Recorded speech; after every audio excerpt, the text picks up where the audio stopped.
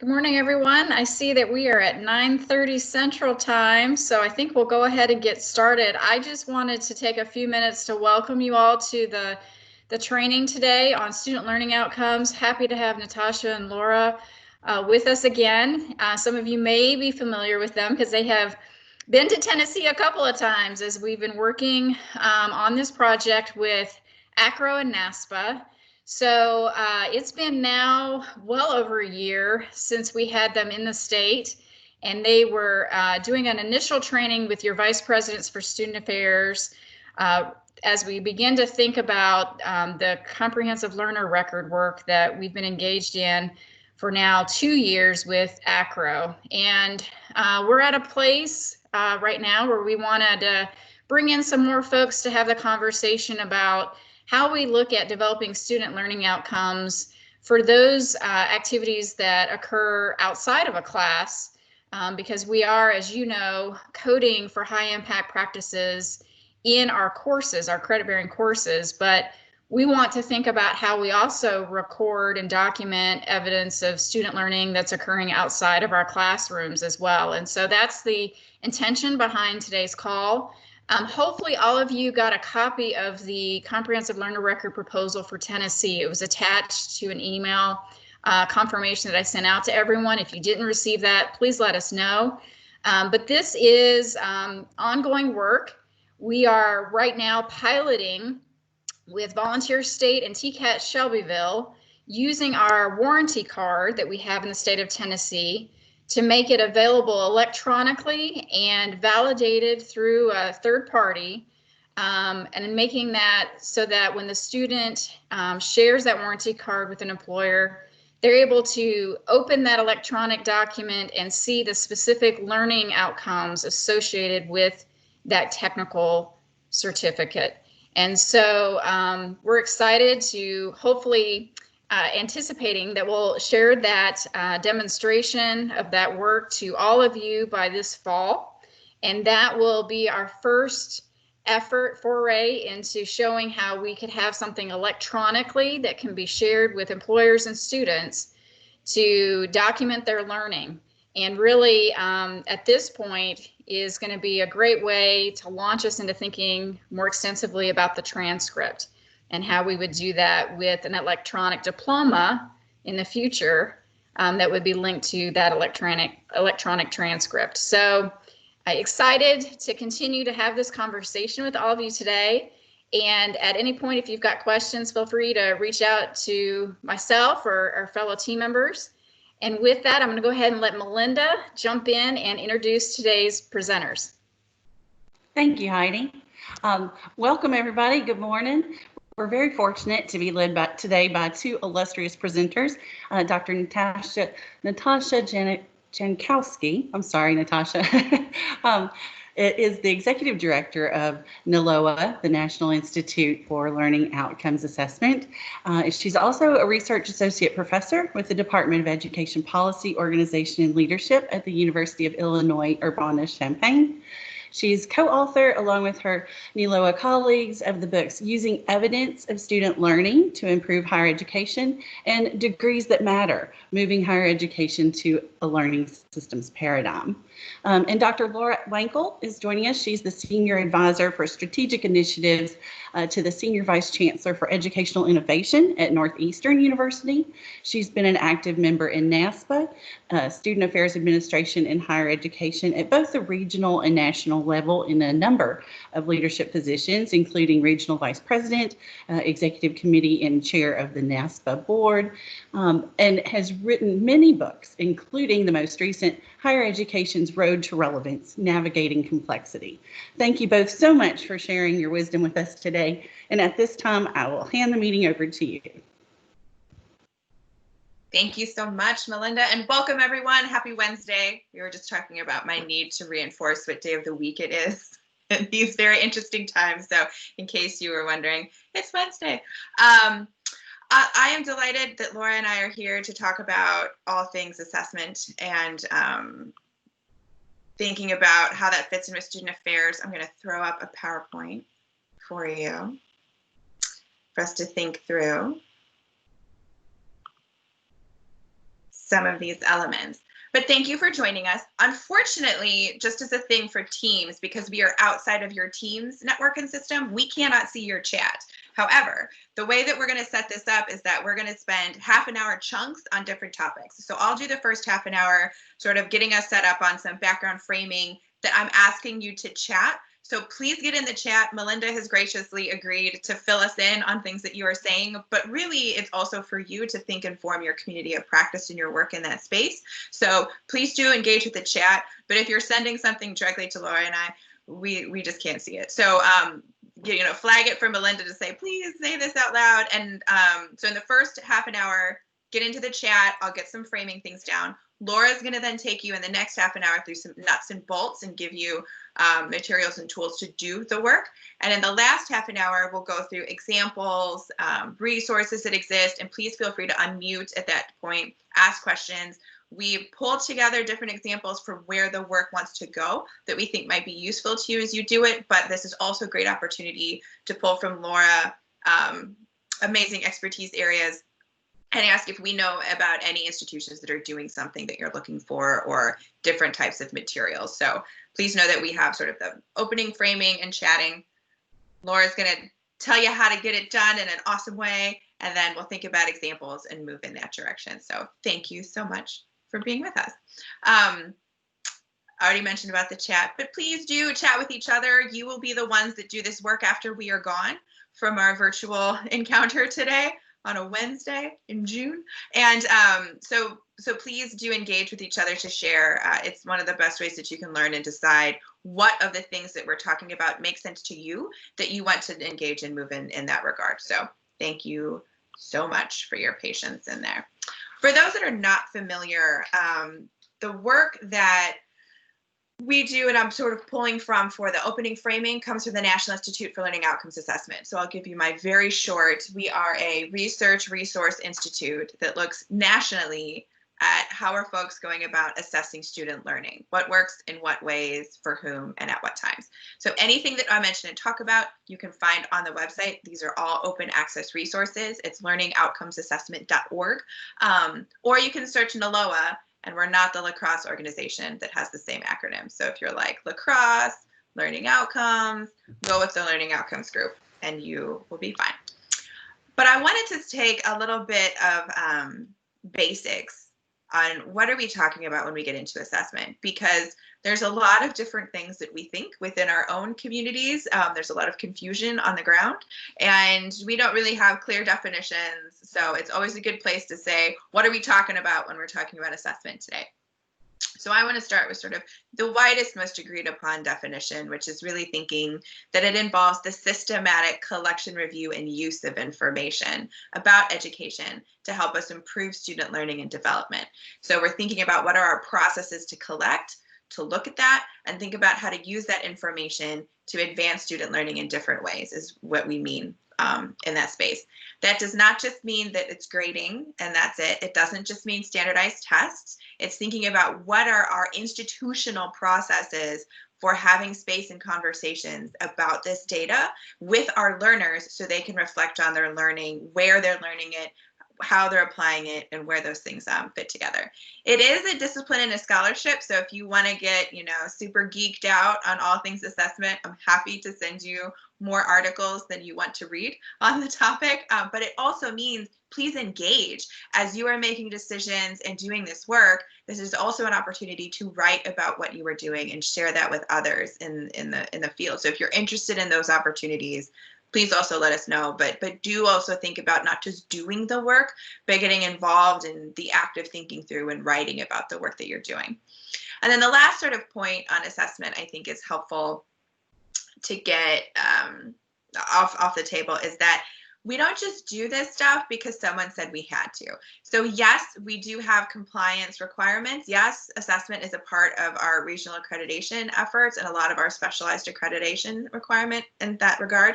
But if we just do something because someone said to, we're not really thinking about what can be useful for us and our students and our learners. So when we think about those processes and practices and the types of evidence we collect, it's not a checklist mentality. It's a thinking deeply about what makes sense for us and our students so they can really reflect on and understand their learning in the many places that it happens.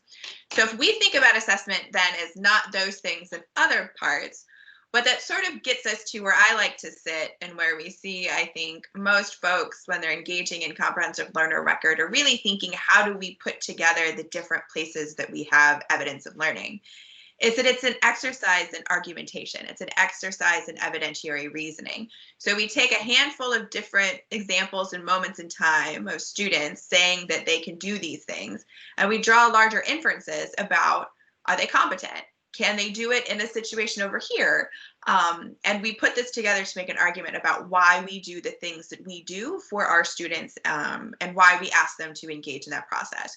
So more simply, it's a way, if we think about assessment, to justify beliefs that we have about our students and their learning, as well as the role that our institutions play. So we add value as institutions, as practitioners, because we give students these experiences. These experiences lead to this kind of learning, and that learning has value in these ways, and it matters for students in this regard. So it really helps us unpack and make clearer our value and worth of higher education and why we want students to engage in the different types of experiences that we want them to have.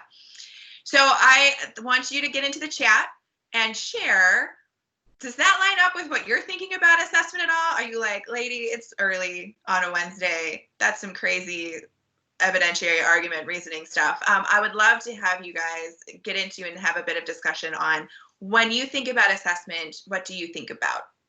And so part of this is going to be, when you get towards a comprehensive learner record, you need an agreement on the type of evidence that's in and the type of evidence that's out, and the types of ways that you can get to that evidence. So having an understanding as a community on what you're thinking about assessment will be very important. So please take some time, get in there, share about it, and we'll come back around to hear what you've said in just a little bit.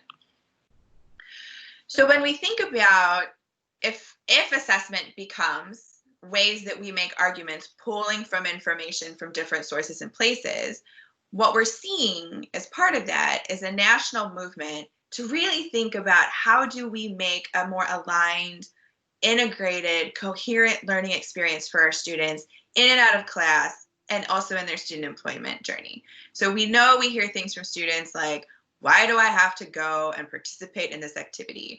Why do I have to take this gen ed class? Why do I need to show up for these things? And anytime someone says a why question as a student, our intentional design behind this is, sort of our broccoli approach, like, this is good for you, you need to eat these things, but it helps you grow in the following ways.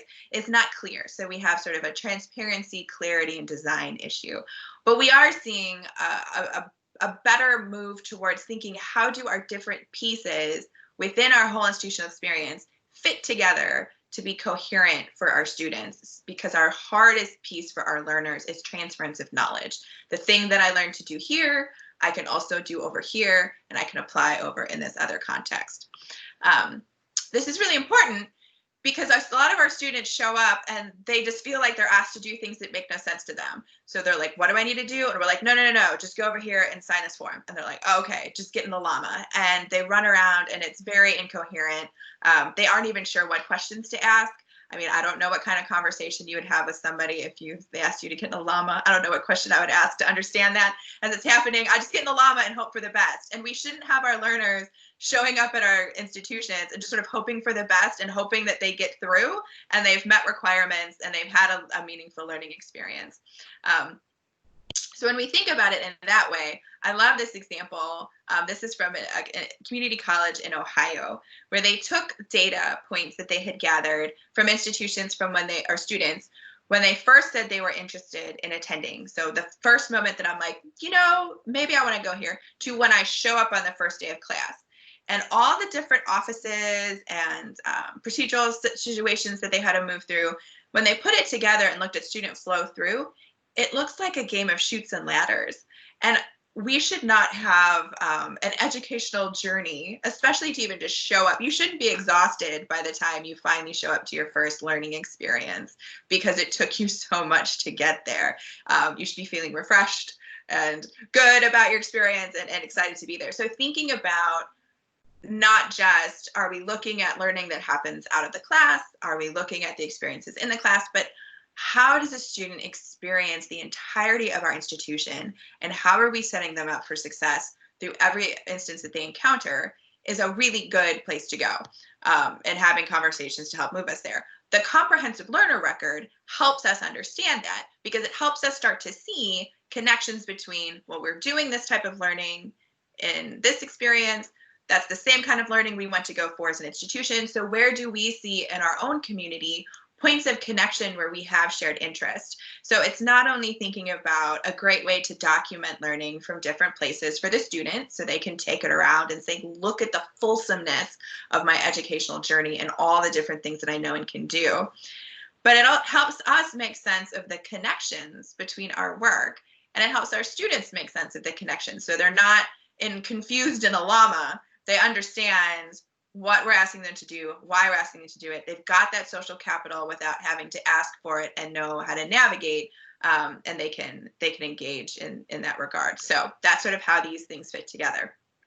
Now, what does that mean for assessment?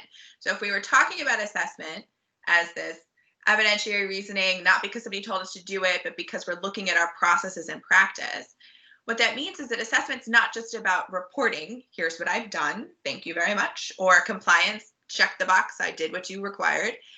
But it's thinking about, how do we document this learning from a student employment? How do we take an email exchange and turn it into evidence of effective communication? How do we think about all of these opportunities to learn as vehicles for student success, and mechanisms by which we can provide evidence to help make the argument that we are really sound, awesome educational institutions, that the things that we ask our students to do, the experiences we ask them to be a part of, are great and meaningful and add a lot. It's not a waste of people's time, but it's a good, intentional and meaningful use of their time.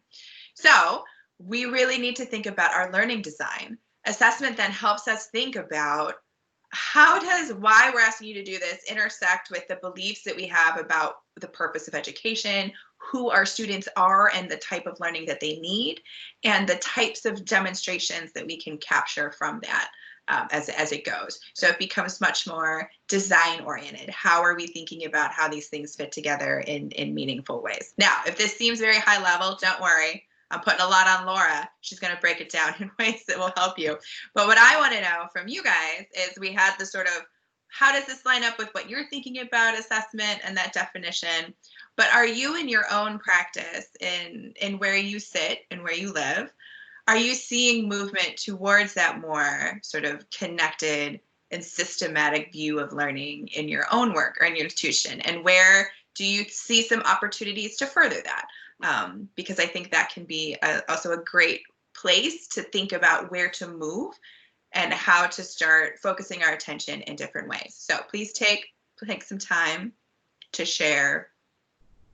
Are you moving that? Do you want to go in that way? You can also be like, no, I don't think this is a good idea. And literally, you could say whatever you want, because I can't see it. So it's going to be fine. The others, you can see it in your friends. But I think this is, be free in your commentary as you like. So to do this work, what are the large points that you need to consider that will then sort of guide the elements that Laura will talk about and the examples that we provide at the end on the actual doing of this work? Well, one big one is thinking about equity. What is the role of equity in this? How are we positioning equity to be at the heart of the work that we're doing? If you want to see a good overview of the different conversations that are unfolding in equity, I point you to this paper. You can find it on our website. This is the second in a series of papers, but this one was released in 2020, January, which should not seem as far ago as it is, but January, that said, where has this conversation gone since it's, and who is talking about it, where are these resources? So it's a great overview to think about, where can we fit equity in if you haven't been thinking about that, because it's not just, are we getting students aware of things, but how are we positioning them in every demonstrations of learning to have equity be an element that's meaningful to the work that we're doing. In addition to equity, it also means that we need to think about transparency and intentionality. How are we being clear to our students about why we want them to do certain things or what certain activities and opportunities hold for them in relation to learning, which means we need to do mapping and alignment. We need to say when you're doing this activity, it's aligned to this learning that we share and are commonly interested in. Quick caveat on that. This does not mean that every single thing you do has to align and map to something else. Sometimes you just do something because it's a fun thing to do, or it seems to fill a need, but it's not aligned and connected to a larger shared institutional learning outcome. That's okay. We have diversity in the types of learning and things that we engage in, and that's not a problem. But if we do say that this is connected, we need to make that connection and relationship very clear for our students so that they understand. It also means that the way we think of what counts as evidence to go into a learner record is bigger. So we see things like people figuring out how to engage with photography, people using hashtags in social media campaigns to gather information from our students, thinking differently about what writing looks like, whether it's an agenda that a student put together coupled with a reflection on how they navigated different groups that wanted to have things show up on that agenda, and thinking about what would they do differently? How did that connect to learning in other places? Thinking about their time management of how they navigate the different responsibilities that they have in their lives, and how does that play out to understanding some of the personal responsibility goals that we share. So thinking broadly about evidence, not just as the types of artifacts we're used to, is another place that we need to get into. And the last part is really thinking about how does all of this different stuff come together to reinforce it? The learning outcomes that we most value for our students, they cannot achieve in one learning experience. They have to necessarily run into it in different settings at different times over and over and over again. That's part of the developmental sequence, which is a beautiful thing that student affairs understands in student development. So that's super key. But thinking about how are those pieces fitting together to be towards that meaningful structure is great. So when you think about that in relation to high impact practices and assessment, what I'd like to sort of say is it's not how do I assess, insert your hip, how do I assess undergraduate research? How do I assess this? It's instead, what's the process that we're thinking about for the learning that comes out from students participating in a HIP.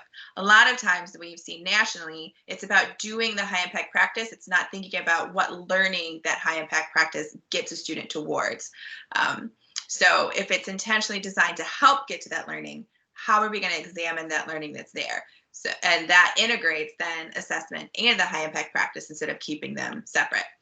If you want a resource on that to do a deeper dive, Ashley Finley did a great paper on really thinking about what makes a high impact practice quality in that regard, and what kinds of things could you have then coming out that could go into a learner record. She does a logic model. If you like logic models, there's some really great examples in there that thinks about what's that theory of change? Why do we think that doing these things will get our students where we want them to go? So I think that's a good resource to help get our heads around. It also means that we need to do that mapping of this experience is connected to this learning outcome. And that mapping sets you up to know what to pull into which buckets of a learner record so that you can have that comprehensive part. So if you want a resource on that, we do have a toolkit that looks at mapping and different ways to do it. There is one that's focused on sort of that high impact practice that says, okay, here's this high impact practice. It's associated with a course or a co-curricular activity. This is the learning outcome that it's connected to. And then this is the assessment that's going to do it. So you can sort of look across and say, do these things line up, or is there a disconnect that's happening in that space? So not overly complicated table, but sometimes tables are just helpful for our thinking. The last is thinking too about the layers of mapping that you can do. So sometimes you might have, in this example, learning outcome 1 and learning experience 1. I just want people to show up. I want them to have exposure to some different kind of opportunity. I just want them to participate. I'm not actually going to assess any learning that comes from that. I just want participation. Versus learning experience 2 or 3, or 2, where I'm reinforcing, I'm developing something, I might want to see where a student is in that regard. So now I'm thinking about what assessment do I need to design for that. But my first one might be, I'm just counting participation numbers. If I'm looking at learning experience 4 on attainment and achievement, okay, now I got to be thinking, how am I doing this? But 3, it's like, no, we actually don't address anything. This is just something our students wanted to do, and it's a good opportunity, and we're doing it. But it's that part that's not aligned. The next row talks about sort of what are those types of evidence that might come if we actually wanted to assess these learning outcomes. So we could do a reflective assignment. We're seeing a ton of that, and I'll give you some examples of what those might entail at the end. It could be a presentation that a student puts together. It could be developing a project. I mentioned sort of the meeting agenda opportunities. So thinking deeply about what type of evidence might show up in a record. And the last is going, is this a standalone experience that's happening co-curricular? Is this something that's coupled with a course? Is it a hybrid? What type of learning thing is this, to think about that integrated connective layer? So there's different ways that we can look at what we're doing. Pick the one that makes sense to you. Think about the layers that make sense to you. But having a way that we look at what we're doing to understand how those points connect is important. What that looks like, less so, but having a means by which you can do it is good. So how does this connect with your work that you're doing in Tennessee? Well, you have these career readiness. Be career ready. Are you career ready? I like that. Like, I feel like I want the finger pointing at me. I'm like, I don't know. Am I career ready? That could be a framework for the learner record. So if you have things like, this experience connects to teamwork and collaboration, this assessment, reflection on how I handled something in the student group connects to the leadership outcome. So you have a framework there from which to build. And then you have things like the student employment and peer advisors that have these high impact practices, which involve conversations. So you're having the 2 conversations a semester, like, how does this job connect with your academics? What are you learning that you can apply in these different places? And get people thinking about it. Now, we know from the early research on student employment that the first answer you're going to get is, I don't know, from students, because they haven't thought about it. So this is one of those things that we have to teach and learn how to do reflection with our students over time. But what that requires is transparency. I can't make connections as a student between what I'm applying in my class and what I'm applying in work if I didn't know that I'm supposed to learn things in either place. So if I don't know why I'm taking a class, or what learning I'm going to get from it, or how my job connects to learning, my ability to answer those questions and do transference is hindered. So that transparency in what's going on in our learning environment to then enable me as a student to have a conversation with my supervisor 2 times a semester about where I'm going back and forth, I have to have transparency. That also means that I need to have meaningful alignment. Because if you tell me that an experience is about something, but it's not well aligned and it feels like it's about something else, I'm going to have a harder time engaging in that conversation. It also helps us think about the intentionality. Why are we asking students to do these things? Well, we want you to work on applying this to here so you can really work on your leadership in different contexts. You need to understand how to lead in different environments and reflect on your work. We have to teach our students how to reflect. They don't inherently know how to do reflection. We don't inherently know how to do reflection. Some of the hardest things that people write is like letters about yourself or statements about, what is my statement and philosophy on students? People are like, I don't know. And it's really, it's difficult. So thinking through, how do we help them understand how to do that and engage in reflection? And how do we think about assignments in work? You assign work. How can we think about that as assignment ways? And we'll give you, again, at the end, some examples of that. So the point is, this can't be happenstance or just sort of, we hope that it emerges because we're talking about it.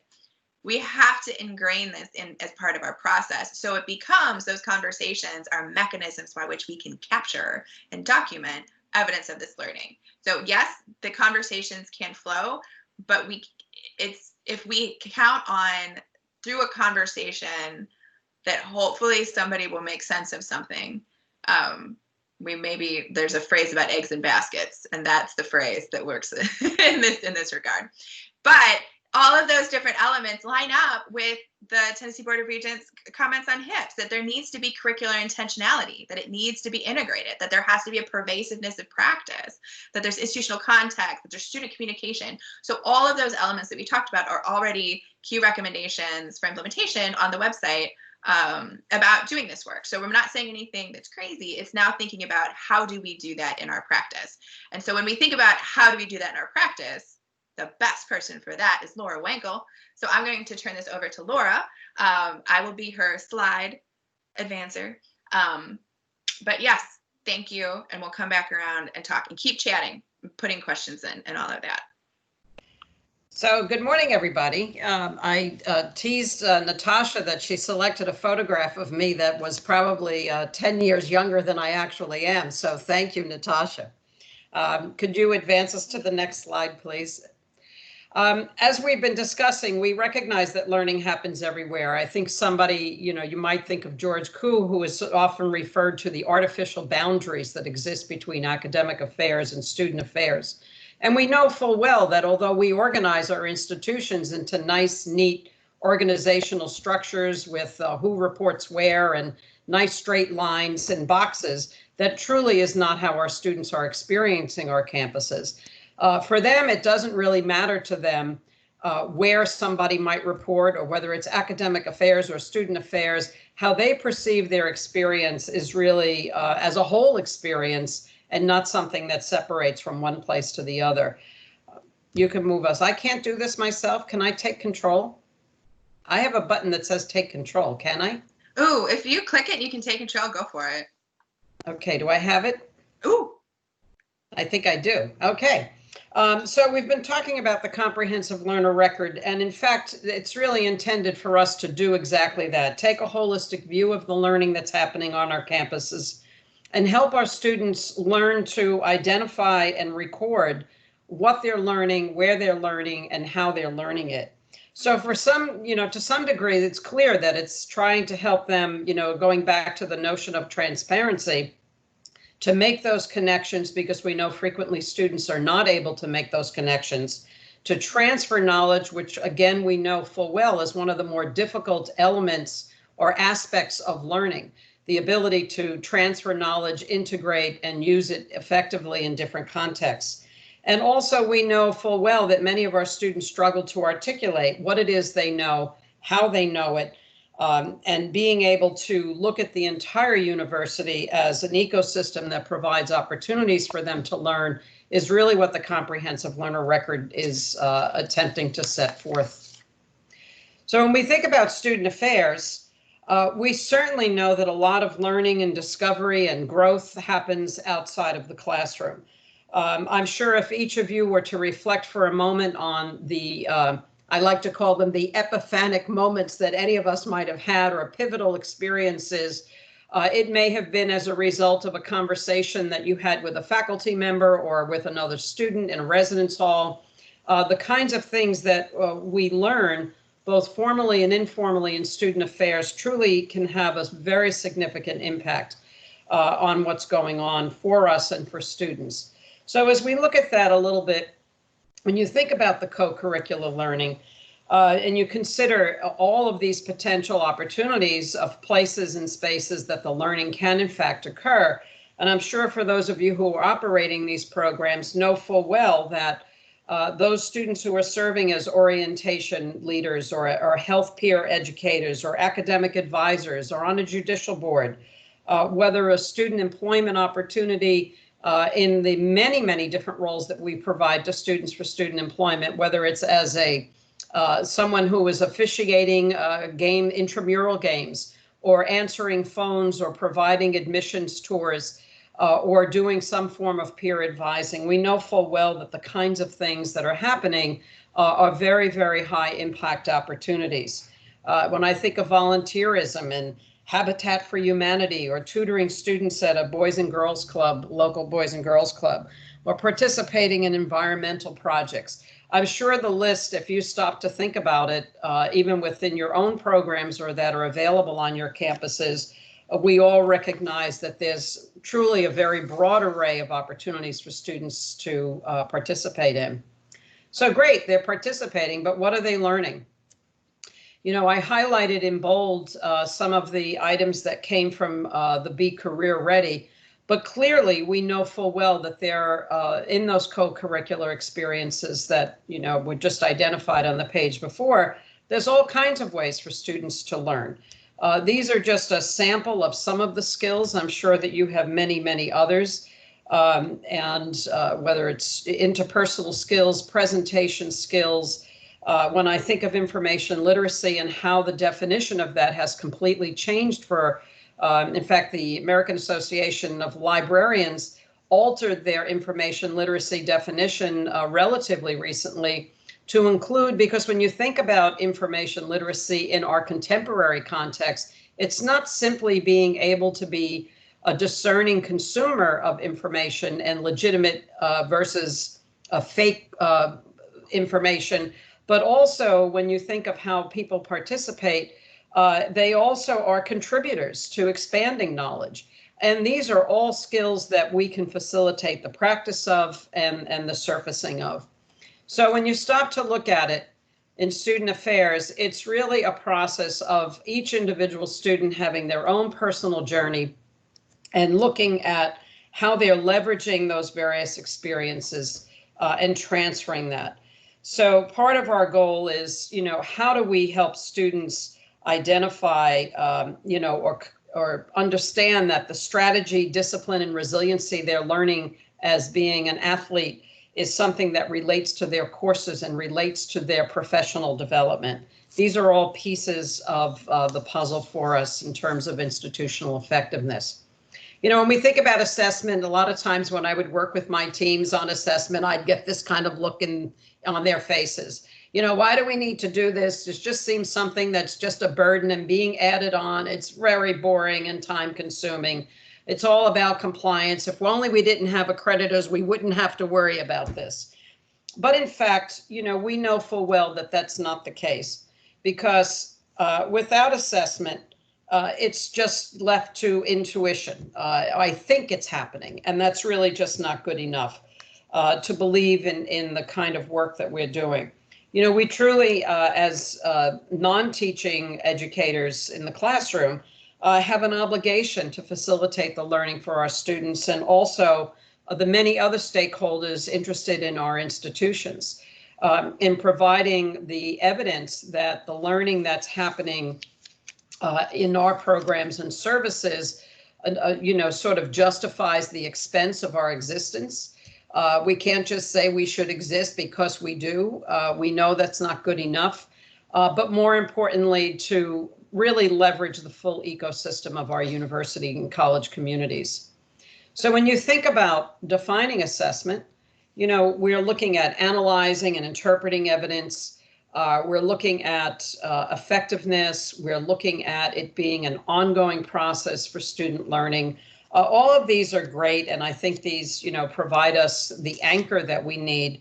But when you look at it more simply, what are we really talking about? We're talking about, how do we know that we're accomplishing our goals? It seems pretty fundamental to me to feel like I have a way to look at what I'm doing. How well are we performing? Is it the best it can possibly be? And how frequently do we change, recognizing that the context of the students we're serving changes? I'm sure all of our campuses have changed in terms of its context and demographic needs from 10 years ago, but frequently people just pull out what they did last year and say, well, we've done it this before, we've always done it this way, it's okay. And are students learning what we intend for them to learn? I think this is a really critical question, and I think often many of my colleagues in student affairs make assumptions about these things without truly demonstrating to themselves, their teams, and to others that in fact that's the case. These are 9 principles of good practice that have been adapted from the American Association for Higher Education and Accreditation. Their name at the time was just AAHE, but they've added accreditation on. But really, how are we looking at, it begins with taking an integrated and multidimensional approach and looking at our values and mission. Is it clear? Are these things aligning? It's not just about the outcomes itself, but we want to make sure we've got that alignment in there. And I think one of the key ones that we forget about is that it's ongoing. We're not just trying to do it because we have a self-study going on or an accreditation visit. It's something that really we should see as improving our own practice with students. And it's everybody's business. It's not, the institutional research office or someone else's job in a corner somewhere that shows up once every 5 or 10 years, because it really is a way for us to improve what we do and demonstrate our usefulness. And most importantly to me, it really promotes improvement and quality, and that's really what it should be all about. So when you look at a comprehensive assessment plan, and Natasha also gave you an example that, yeah, we probably have a fair amount of measuring of satisfaction. We love to know whether or not people liked what we did. And that's great. All of these things have a place, and they're all useful, but it doesn't mean that any one of these by themselves is really what we need. How are you going to know if we are doing the assessment? We want to be sure that we're deploying our resources effectively, that we're addressing the learner's needs as they exist, not as we've assumed them, that we're meeting our goals.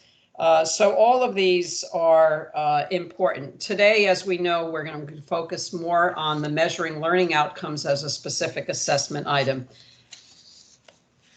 So when you're thinking about selecting a method, again, all of them have usefulness to us. Just because we can measure something doesn't mean we need to. I think sometimes people feel overwhelmed as they start to think about assessment in a comprehensive way because, does this mean I have to count everything? And also knowing how to effectively make meaning of the information that we gather. Sometimes an assessment method might just be a tip or a clue that we need to look at something further. So for example, if somebody is doing tracking and they're saying, and this comes from a colleague, they assumed because they saw a great increase in the attendance or participation at their local, at the phys ed facility, that, wow, this is great. Our students are really getting into personal training, between 7 and 9 in the morning. Look at the numbers of people we have coming into the building.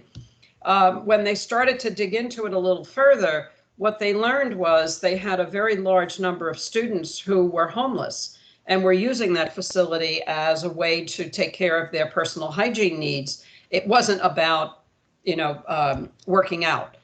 So I think it's also important for us to make sure that as we get a method or as we find information, that we're truly making the right kind of meaning from it and not making assumptions. So what are student learning outcomes? It's goals. It's that we describe that a student has a certain set of knowledge, skills, attitudes, or habits of mind. And it's something that, we want to be able to identify very specifically. But again, in other words, we have quotes and they're very nice and elegant. But when it comes to really doing the work, I've always found it easier to say, what are we really talking about? Well, we want to know that students should know or be able to do something as a result of a program or service that we provide. It seems pretty straightforward in that situation. And one of the things that often happens to all of us, I love this little cartoon. I don't know if you can see it, so I'll read it because if you can't see it, it kind of loses its impact. One little boy saying to the other, I taught Stripe how to whistle. And the other boy says, I don't hear him whistling. And the first boy says, I said I taught him. I didn't say he learned it. And I think this is so typical of what we find frequently is we focus on what it is that we're doing as opposed to what's really occurring for the learner. And this is something that I think it's easy for us to get caught up in our own descriptions of what we think we're doing. And if we're not assessing it, how do we really know that, in fact, the dog is whistling or not? So when you think of characteristics of a good learning outcome, again, we want everything to align. As Natasha talked about mapping, not everything needs to map, but you certainly want to have some connection to some goal somewhere. We all have institutional strategic plans and divisional goals and departmental goals. We wanted to describe the knowledge, skills, and attitudes. Especially we want it to be learning centered. And it needs to be something, if we're looking at a learning outcome, to make it very specific, meaningful, measurable, and achievable. I love this example. It's from Northwestern University. It really shows the flow and the alignment on how all these things kind of fit together. So in your divisional learning outcomes, they might be tied to the university's strategic plan. You get down into a program level, and it's more a description of what it is that what are our overarching goals? What are we trying to accomplish as a department in providing a series of programs and services? And then at the activity level is where we're really talking about our learning outcomes. What specific outcome do we anticipate will happen as a result of a single offering or a single program of one kind or another? I think this really is a great way to look at the layering and the connection and creating that constructive alignment that you want to have. So things to remember. The university creates an environment that's filled with all kinds of opportunities for learning. They don't happen just in one building, in one program, in one major. They happen all across what's happening. And learning only happens in the mind of the learner. When we talk about teaching and learning, a lot of times we get very focused on the teaching part and we forget to be more focused on the learner part, because that's something that is only happening in the mind of a learner. And people learn what they practice. Going back to what Natasha said earlier about, if I've practiced leadership here and I've practiced it here and I practice it here, well, maybe I am really learning something about leadership. So our goal is to try to create those many different opportunities and venues and create those connections. So if we talk about writing learning outcomes, people often make this very difficult. So I tried to think about, an ABCD approach. Who is your audience? Who is the program for? Who is the learning? Who is the target, if you will, of that learning? What is the behavior that we want them to be able to demonstrate? What condition or experience are we creating for them? And then degree, to what extent, how will they demonstrate that they have in fact learned what we hoped they would learn, and to what degree are we doing it? So looking at some examples, in here we have first-year students. Well, clearly they're the audience. And now this is a test of whether or not you're paying attention. We really have the C as the next column rather than the B, because we're describing the description. They attended orientation. What do we want them to be able to do? Well, we want them to identify 3 sources on campus they might use. And how are they going to demonstrate this to us? Well, they'll complete a survey at the end of the program. Seems pretty straightforward. Peer health educators, what are they going to do? The condition is we've created a training program for them. What do we want them to be able to demonstrate to us? They're going to be able to tell us, define 3 strategies on how they can improve personal health. And they're going to do this because they're developing a presentation outline that we're going to evaluate. Same the next group. Who? Well, we have our audience, our resident advisors. They're going to complete a workshop and they'll demonstrate effective conflict resolution strategies that we'll evaluate through mock roommate conflict simulations. So taking an ABC approach makes it kind of as simple, I think, as we can in some ways. And basically, we want them to be specific, actionable learning outcome statements, concrete, clear proficiencies that students can achieve, and the reference points that we're going to use to evaluate whether or not they've done that. Let's take a look at a few more. If we were in a group, I would ask you all to identify who the audience is, and we'd go through this individually. But since we're not in a group that we can really interact, we'll have to kind of do this together, so I'll move us along. But I hope that you can see that in each one we have who the audience is, students who work as referees in club sports. What's the condition? Well, they've attended training. And what are they going to be able to demonstrate? Conflict resolution skills in simulated events. So you can see by each of these examples, which I've tried to pull from a variety of outside of the classroom experiences, how they might be written up in a way that's very clear, straightforward, identifying the A, B, C, D of the learning outcome model. What are some of the common missteps? People get too complex and wordy with what they write, or they try to put too many outcomes in one statement. Beware when you see and. It's sometimes a tip that you might have, you're adding too many things into it. They're not specific enough. They focus on what a student will be able to, they're not focused on what they'll be able to do. Or we use verbs that are not measurable. Things like they'll appreciate, they'll know, they'll have value for, they'll become or acknowledge, they'll understand. We've all seen these written, and these really are common missteps that trip us up because at the end of the day, they become too difficult to really measure. So here are some that are really missing the mark. Students will value exercise as a stress reduction method. Students will develop and apply effective problem-solving skills, blah, blah, blah, blah, blah. It's obviously going on way too long. And so is the next one. So these are some examples of how we miss the mark with some of those other areas that, clearly are missteps.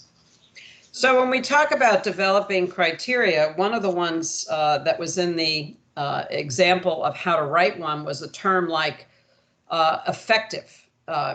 And the question is, well, what's effective mean? And so part of this is how do we know effective when we see it? And this is something that, we can certainly identify ways to develop criteria, or a rubric is another term that you generally will hear in talking about this. So it's not as if, because originally when you look at that, say effective, well, how do I know when I see it? So in developing criteria for effective, a rubric does not have to be particularly complex. I think sometimes when I've asked students to look at, or my staff to look at the AAC and U rubrics, value rubrics, for example, they get glassy-eyed because they seem so overwhelming. This does not have to be rocket science. So I think the way that I develop the criteria can make this a lot easier. You could simply have speaks in a clear voice, yes or no. Well, that seems pretty straightforward. Or you can use terms such as developing, mastered, excels. It doesn't really matter as long as it's clear, and in terms of a rubric and criteria, the more critical pieces are making sure that you norm what you mean by these various terms and that there's adequate training and opportunity for people to really discern what each of these might mean so that you have greater consistency. So overall, when you look at an outcome checklist, it's pretty straightforward. Does it align with the outcomes and the plans that we have up through the various layers of our structure, both departmentally, divisionally, institutionally? Does it support our objectives? Does it describe what students will know and be able to do? Does it include an active verb and not understand or something that's sort of amorphous and inside someone's head? Is it written clearly enough that anyone can understand? Is it measurable? And will ultimately it be able to help you improve your program with the information? You often will hear people refer to direct or indirect measures. I think the easiest way for me to remember this is direct means the educator decides. Someone is demonstrating through a quiz or a test or some kind of rubric. They've turned in a project. They've done a presentation. And as the educator, we're making the determination as to whether or not the learning we had intended to occur has occurred. And indirect is more as the students or the learner's perception. And it usually is, I think, I feel, I can do something because I think I can, as opposed to I have observed the student doing that. Again, both are valid, both are useful, but you want to have a mix of both in your portfolio of assessment practice. Again, same kind of thing. We're looking to find out examples of direct and indirect. The student perception here is that they better understand what constitutes good customer service after they met with their supervisor. And that's great because the student says, I think I get it. But the direct is, I want the student to demonstrate that for me by listing some of the key elements of good customer service. And as the supervisor or educator, I will make the determination. So I will now turn it back over to Natasha, who I think you just have to grab there's a little button there that says take control. I think I took control. I feel pretty empowered. You're a very controlling person. It's true. It's unfortunate for everyone. So I want to share some examples and tools that we pulled together from different places. So as you're thinking about what you want to do with this work, you have some things to go back to. So I'm going to go through these pretty quick just to tell you what's out there, but you will have these slides and all the embedded links, and there's some PDFs that I'm going to attach and share that will come out to you as well, because I couldn't figure out how to put them in here neatly. So there's an image of a PDF, but you'll get it, and all of that. But we wanted to start with peer mentoring. We picked two: peer mentoring and advising, and student employment. So there's these existing definitions on what that is and what that entails that we sort of used to guide us in what we wanted to pull together for examples. And there's a great template from Brockport University that puts together sort of what are the elements that somebody needs to walk through to have a peer mentoring process that we can collect evidence from, report about, and who gets to do what parts. There's little checkbox things like, have you done this? How are you planning to engage in these things? And questions to guide. And so it's a really nice, it fits on like a page and a half, depending on how much text you put in, overview of if we want to have something that's assessing peer mentoring, what do we need to have in it to take a look at? It's a good starting place. And some people are just like, I need a template from which to work. So if that's how you are, we offer you a template to check it out, modify it, move it in ways that make sense to you. But thinking about how we structure for consistency can be a helpful place. So that's sort of one. The others, though, is thinking about, Laura did a great job talking, how do we make learning outcomes for this? What are the learning outcomes that people have been associating with peer advising? A lot of them are around leadership skills. Some are about contributing to intellectual and personal growth, problem solving, communication. However, there's some really nice examples of learning outcome statements that have been written around peer advising and peer mentoring. So they put a link in here. So if you want some ideas to just get things flowing as you're going, I need to write some learning outcomes for this, but I need some inspiration, you have a link to resources there where you can get some ideas about those learning outcome statements that can then fit maybe into templates that you put together. Then you go, okay, great. How am I going to assess it? What are the evidence pieces? Is it direct? Is it indirect? You have all these options. So we pulled together some things that people have been doing.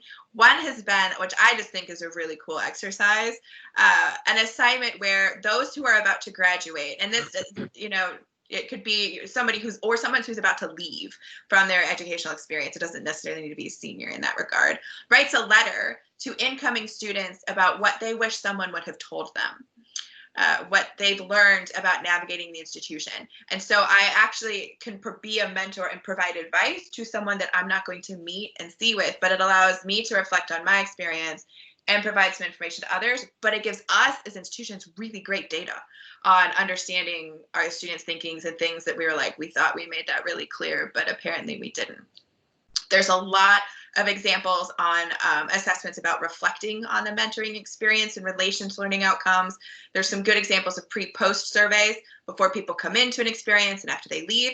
And then there are some that have been using theoretical frameworks. I think the one that is the most robust is the advising website that I put in here with their model that guides all of their assessment, which uses Aston's theory of student involvement.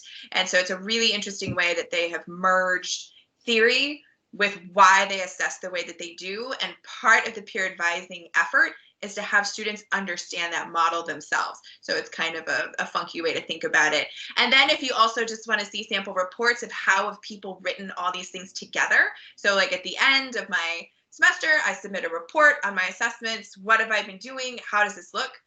We put a sample in for you as well. So you can see then the sort of fulsomeness of each of those parts. So you've got templates for thinking about designing it, sample learning outcomes, different types of assessments. And if you want to see how they all fit together, you've got a report there. So We try to provide you more links than you want. If you're interested in the student employment side of things, we did the same thing, pulled from the definition that's on the website about what counts in student employment that helped sort of guide our narrowing down, because there's a lot. It's a hot topic. People want to talk about student employment right now. So some of the things that your own sort of process of 2 semesters is pulled from is the We Grow and the Iowa Grow, and other people are making their own versions of the Grow program. So of course, that's a nice place to take a look and see the updated data and information they put out. But there's also some really interesting work that's being done about the theories behind it that are coming out. So here are 2 open access articles if you want to get into what's going on with student employment and assessment, that intersection. One is from Research and Practice and Assessment, and the link is there. You can click on it, take it. And the other is an article within a journal on student employment about how do we assess employment, what's working, what's not, and what was not overly burdensome for either the students or the supervisors, which is an interesting take. So if you want some maybe readings that wouldn't have been on your radar, we'll point you towards those. Of course, there's the Good Job book, which is just really helpful to think about campus employment as a high impact practice. And they have a lot of really wonderful materials in there. There's also great resources from NASPA. So if you're just sort of thinking like, what are other people doing? What does this look like? Not only do they have a report on thinking about student employment and the role of that in fostering learning, they also have a rubric. Who doesn't like self-assessment rubrics? And please don't tell me if it's you. I don't know. I'm kidding. You don't have to love self-assessment rubrics, but it's helpful to think not, I have to design my program to be this, but what are the things that other people are thinking of and what matters to my context, and why are we making the choices about how we want to go about student employment for our students and those kinds of things. It helps us make that case to justify and really understand what we're going for. So I think the rubric there is a really useful tool. Now, I want to give you the same types of things that we gave you for the peer advisor and the mentoring. So what are learning outcomes that you can do with this? Well, there's another institution that's doing comprehensive learner record work who put together a job bank that you can go to this link, and they have different student employment jobs. And when you click on them, you have a description of what it is, the position, and then the student learning outcomes. And they basically went through and rewrote their job descriptions to be aligned with the student learning outcomes. So when we talk about transparency and alignment, they were like, we're going to make it ridiculously clear for our students by redoing our learning outcomes to be that place. They are writing up for us what that process was, how they went about it, what that entailed, so that others can learn from it. But the job bank is a good place to start. And of course, we're happy to share with you once they get those materials together, what they did with that. I also wanted to share 2 other ones on learning outcomes, which is the University Center and Event Services. This is one of those ones where you have an image of a PDF that you will get that talks about the same type of things of how they went through and signaled the career competencies that they wanted students to build in the job descriptions that also were aligned to learning outcomes. So they went about it in a slightly different way from Winston-Salem. And I think having more examples so you can decide how you want to do it is not a bad thing. And then lastly, there's a lot of rubrics that are out there if you look for student employment. 2 cautions on the rubrics that exist. One, most of them talk about, did you show up on time? Did you do your work? And these are like yes, no kinds of things. Like, did you show up on time? Yes. Regularly, and it's not very developmentally focused, and it's not connecting to thinking about those learning outcomes in meaningful ways. What I like about the Alaska one, and their peak is purposeful engagement, assessing knowledge. And this is a long, there's like 12 pages to this rubric. So when they have their meeting with a student, they talk about, we're focusing in this meeting on leadership competencies. So let's talk with the student about what that is, and they'll tell them the week before and like get them prepped. So they have this whole pre-meeting process that the students need to go through before they come. And then when they sit down, they talk it out. And the students come with their self-assessment part filled out. So they have, here are leadership learning outcomes. Here's what that looks like at different levels. And where do you think you fall? And the conversation in part is also about how I see these things, so I don't see you there, but how you're rating yourself differently. What are you seeing that I'm not? And is that the same, would you say, in your course? Or Do you take less of a leadership role when you're in class and a larger leadership role here? Let's think through those things. And so it provides a guiding mechanism to talk about it. And then at the end of the term, they come back to this one and they say, where are you now? Reevaluate yourself. And so you've got this really nice record, and there's reflection pieces that you write up at the end of the conversations to help people think, but it's focused on when we're talking about these competencies. And so there's the longer document has each of those different elements in it as they're moving through and engaging in that regard. So it's I like it better than some, because the other ones there's like short and it's sweet and you're like, how many hours did you work? Was it good work? And you're like, oh, I don't know. But this one really gets into that learning and alignment piece and in a positive way. So those are the resources that we wanted to share with you. But I now want to open this up to say, what questions do you have? Belinda, was there stuff in chat? Are there examples that you want to see that we didn't sort of stick in here that you can engage with later? But this is your time to engage with Laura and I on, I mean, whatever. I'd prefer to talk about assessment, but if you want to talk about something else, that's cool too. So. The chat has been fairly quiet. Early on, we had Jeffrey talking about that, assessment for him really depends on how engaged the faculty are, and how they can agree upon different competencies and uses of assessment. Also, Adam said that it's a mixed bag for him. He uses assessment for reporting standards and to create student learning outcomes for any student engagement function. And it harkens him back to his student teaching time when he was providing standards and ways to meet them. And yeah, Adam, it's exactly like that, right? We say what we expect and then we construct ways to assess what it is we expect. And then Heather said that Heather's at Vol State, and she said that they connect the students' activities to the NACE competencies to make sure the student understands the why. And Mikhail was having a conversation with Heidi and with Kyle about the debate on the value that employers are placing on co-curricular transcripts, and Heidi was explaining that we've discussed this with Chambers, and it's more of a holistic transcript. It's not just the co-curricular aspect. It's going to be all in one. Melinda, can I comment on that? Because that's a question that Laura and I hear. Sorry, I was a beautiful flow, and I didn't mean to disrupt it. But that is a question that comes up on, like, especially things around like badges and short-term credentials, and then the comprehensive learner record conversation, which is, do employers care about this record? And one of the things that we have seen from this work is there are 3 ways to answer that question, 2 of which we don't really get into most of the time when we're asking an employer question. One is that the value to a student to see the connections and understand. We have a ton of students who self-select out of jobs because they do not think they have the knowledge and skills to do it. So they read a job description and they do not see themselves. Now, as an employer, I care greatly that I just lost a talent pool because you didn't see that you've got that stuff.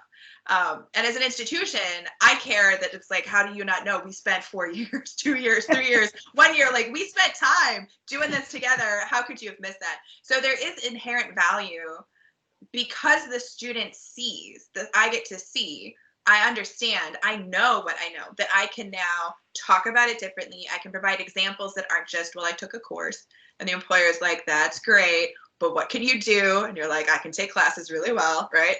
No, I want to know more. And so getting into that conversation actually helps students have a better tailored letter, find themselves in jobs that they are, stop self-selecting out of talent pools when we have these huge gaps, and being able to explain and talk about my fit in a very different way. So as an employer, that's a huge bonus to me. It's less the record as an entity itself, and it's more what that means to how a student engaged with that talent pipeline. So we care sort of like, does an employer want to see this thing? Maybe. And at which point in the employee process? That's the other part that sort of gets left out of the conversation. Mm-hmm. So when you have something that's comprehensive and we can drill down, so I can say, here's a competency, and if it's digital, I can click on, like, here's my evidence behind it. I have a portfolio, in essence, of my work. And at certain points in time, when I'm in a job interview or I am at a part of that HR process that's before I get to a place where an employer might care, like, is it going to be screening care? Probably no. Our HR screening systems are not going to be like giving us an added bonus for a comprehensive learner record at this juncture, but we can work on that. But when I get through that process and I'm at a point where I'm in an interview, I can say, hey, take a look at this thing that I can do and pull it up and show. And so it's not just me telling you about it. I also have evidence to back it up. And at that point, that's helpful. So at which point in the employment process do employers care? How much should we care if employers care, if it's also just helpful to students in their learning, but also students being able to see, oh my gosh, I can do this job that I never would have thought about before is good for everybody. So I think there's more to it that goes on in the employment question, but it's one that we get a lot. Laura, I don't know if you have. The other thing I think that happens, Elon University did actually probe their employers to get feedback on whether or not they were valuing the comprehensive learner record they had put together. And they had very clear evidence that employers were very happy with getting that material. But one of the other benefits for students is, it's really easy to forget when I'm a graduating senior what I did when I was a freshman. It's really easy to miss the connecting points of all of the places that I had experiences that really do speak to my ability to be a strategic thinker. So, sort of reinforcing what Natasha said is, it's really helping our students become articulate about what it is they know and how they know it. So surfacing these things, I think, is really critical for them as well. Thank you both for that. And yes, I think that building student confidence in their skills is one of the primary benefits of that transcript. So thank you. And there was a little conversation about just making sure that the student affairs side is in cooperation with the academic affairs side, that everybody is on the same page and with SLOs. So there were no questions yet, but we did have some difficulty with certain schools not being able to add to the chat. And I think they were texting Heidi. Heidi, did you have any questions that they texted you? Not yet, but I'll say I appreciate the conversation around the value that employers see, because certainly I've been engaged also with, like I said, 2 chambers of commerce, Rutherford County and Metro Nashville, the National Chamber, about this work. They were part of our planning committee, and they were really excited about the possibility that we would have this record that would show what students are learning in specific detail, because a course title doesn't tell folks much, right? Well, especially when you think of the weird titles. I mean, I had a course in European witchcraft. It doesn't mean I conduct spells, but what does anybody know about what happens there? Right. And the other piece I would just share with you all is that as part of this work, we've also engaged in conversations with the universities in our state about how, when a student engages in these activities at the community college and they go on for transfer, how can that be evaluated in a way that the student's not having to go through some kind of appeal process, where this particular learning, let's say undergraduate research at a community college, now qualifies them for a higher level of undergraduate research at the university, whereas normally they would assume that a community college is not offering that and put them in that entry-level research course or opportunity. And now there's a way for us to be able to explain that, so that the student is truly moving through the pipeline and getting additional experience and building upon what they've already done at the community college when they go for transfer. And, majority of our students are intending to transfer to the universities. So that partnership is really important for us as well, and to identify ways that we can show what they learned, and without having to ask the student to go back and explain that and document that in other ways. No, Heidi, that point is amazing, because for when we think about the student agency elements of this, most of our transfer processes now focus on either agreements that have been made between institutions that have interesting power dynamics, or it's on the student to say, oh, I kept my syllabus from that. I knew I needed to keep that, and I've kept it, and I can talk about like, well, yes, we didn't read the same book, but what I did is the same. Like I've met that learning outcome of interest. And so having a comprehensive learner record that says, here's learning outcomes, here's the evidence of it, here's what I did, makes it very hard for an institution that I transfer to as a student to disregard that learning. Now you have to justify why you're not taking it because it's the same thing. And here's my demonstration. I've got it and it's embedded in it. So I don't need to keep it. So it actually empowers me as a student to be able to make that case. Now, we can talk about whether I should have to make the case and what that means for our transfer systems. But I think that inherent nature of that learner record of being about the learning and the evidence of it necessarily makes that transfer better, and also is a great opportunity to level set assumptions that are misplaced by universities about the type of learning that goes on at a community college and the level of that learning. So it's a good growth opportunity for the universities. So yes. We do have a new question. Jeffrey says, how equipped are our data management systems to capture the data in a meaningful and reader-friendly way? And second part, can we create data management systems that are not just an added IT cost? Who wants to field that one? I mean, I can certainly speak to what we've already got in the TBR system, and Chris Tingle is also on the line. He loves it when I call him out in front of everyone without being prepared.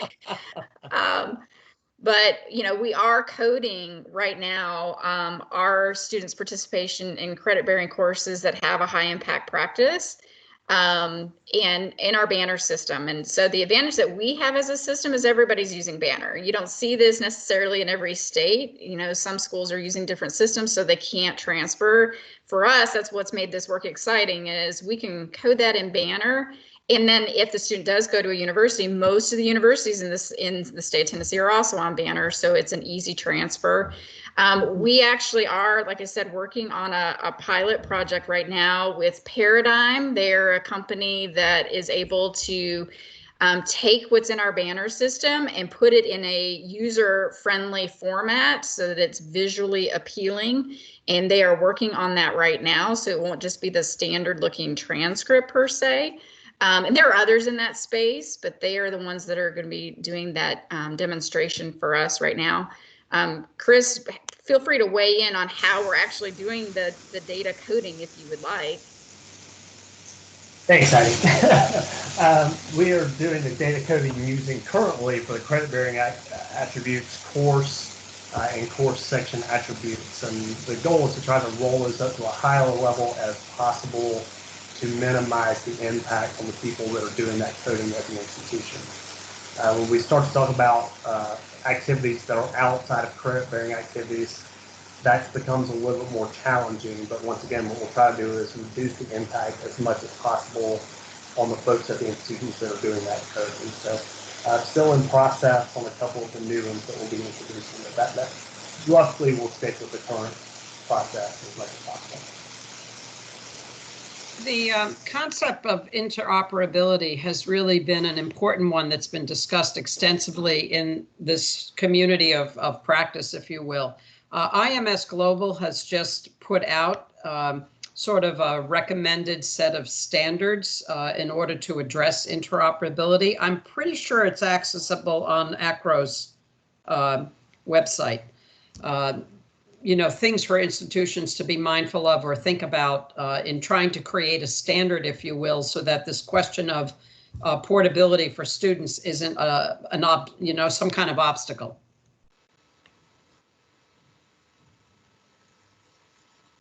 Okay, well, that's it for the questions here. Thank you guys for the answers. Yeah, well, I was going to say, I'm happy to, if people would like to unmute and chat. So for those that might have been having problems getting into the chat or saying anything, do feel free to unmute and ask a question. Or if you're looking for a different type of example, yeah. Adam has asked, could we use our current registration system to add engagement programs /HIPs as non-credit or zero credit de facto courses for semesterly tracking? Is that Chris for that answer? Well, I don't want to speak on behalf of the registrars, but that's certainly a conversation I'm willing to have with them. That's something they think, if they think that's the best approach, we can certainly go that route. So that'll be up to the registrars. Yeah, we'll make that decision jointly with them. Thank you, Chris.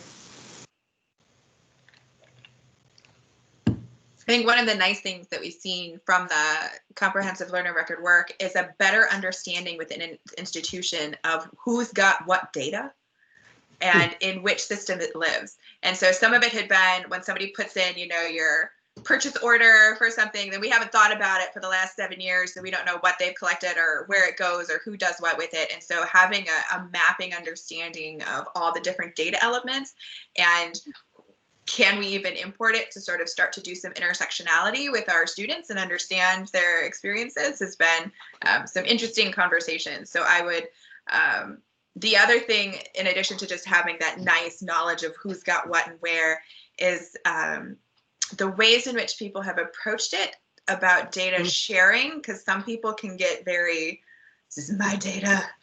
Possessive. Yes, none shall pass my data line and all of these sorts of things. And so the fact that it's been very student focused, thinking about development and all of that, it has been as a helpful mechanism to get into some of those. Please, you know, tell me what data you have where, instead of just a no, you can't know sort of thing. But every institution's different, and you know your culture so best. So I'm sure you are in the best position to navigate those conversations. Yeah, and some of the most effective teams have really been very inclusive of representatives from student affairs, academic affairs, registrar, IT. Typically, those are pretty core representational groups to have at the table. Students.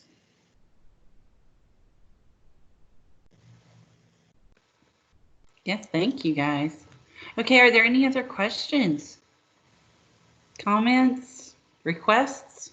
Okay, Heather Harper says she's curious how other colleges are tracking this with their student engagement offices. We're currently utilizing Banner and recording our tracking on SOAAPPT. Anybody else want to say how you're tracking with your student engagement offices? And Heather's at Vol State, by the way.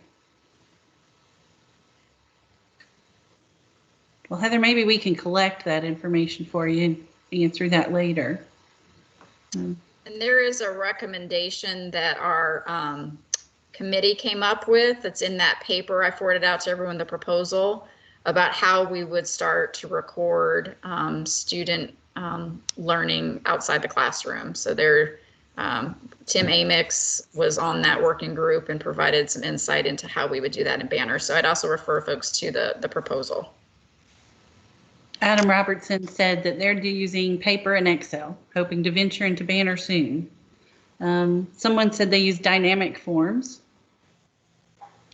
Pellissippi puts service learning hours on transcripts currently.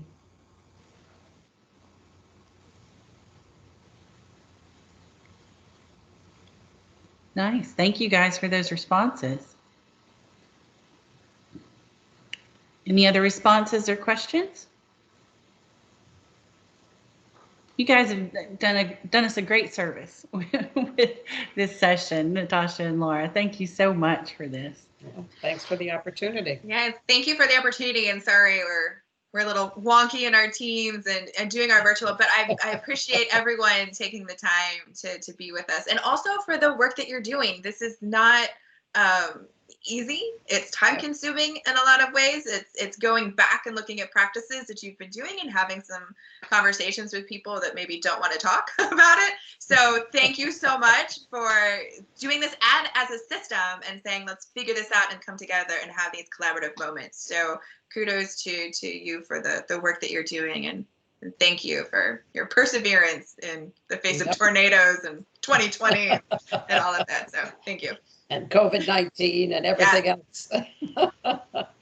Natasha and Laura, thank you. I really appreciate also today you sharing some great examples about how We can do this with peer mentoring and student employment, because as you know, those are two of our HIPs that we're trying to scale this fall. So the examples are so useful, and I just really appreciate you all taking the time to pull those out for us so that we have some useful tools that the campuses can deploy here in the very near future. Great. Thank you. Heather has posted in the chat that the presentation and the other resources will be able to be found on the SLO training webpage, and she provided that link. And of course, after the meeting, the chat will be available in Teams, and you all can go through and see those links. I'm thinking she might also email that out. So, all right. Well, thank you guys so much. I hope you have a great Wednesday. Thank you. You too. It's still Wednesday. Yes. Thank you, everyone. All right. Bye-bye. Bye-bye. Bye.